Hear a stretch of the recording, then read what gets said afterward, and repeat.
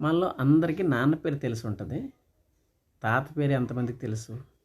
మీ ముత్తాత పేరు ఎంతమందికి తెలుసు? వాళ్ళ నాన్న పేరు ఎంతమందికి తెలుసు? మీరు అడిగి తెలుసుకోండి. మీ నాన్న ఎంత గొప్పగా బతికాడో చూడండి. మీ తాత ఇంకెంత గొప్పగా బతికాడో చూడండి. వాళ్ళు ఏ విధంగా సమాజంలో ఎంత ఉన్నతంగా ఎలాంటి అలవాట్లతో ఎలా ఉన్నారో మీరు తెలుసుకోగలిగితే చాలు. మీకు తెలియకుండే మీరు మీ వంశం యొక్క గొప్పతనం తెలుసుకొని వాళ్ళకు అనుగుణంగా బతుకుతారు.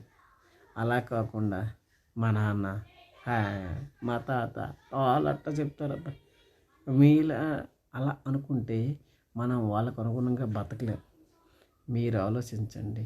మీ తాత ముత్తాతలు చాలా గొప్పవాళ్ళు. అడిగితే మీకు అర్థమవుతుంది. వాళ్ళ గురించి తెలుసుకుంటే మీకు అర్థమవుతుంది. హిస్టరీ యొక్క గొప్పతనం అదే.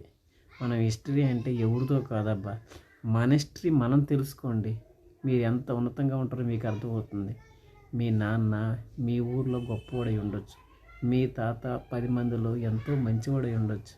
మీ ముత్తాత ఎంత ఉన్నతంగా బతికాడో ఉండొచ్చు. అందుకనే వాళ్ళ గురించి తెలుసుకుంటే మీరు దాన్ని ఆచరిస్తే మీ వంశం యొక్క పరంపరని మీరు కూడా కొనసాగిస్తారు. మీ వంశం యొక్క గొప్పతనం మీరు తెలుసుకోండి.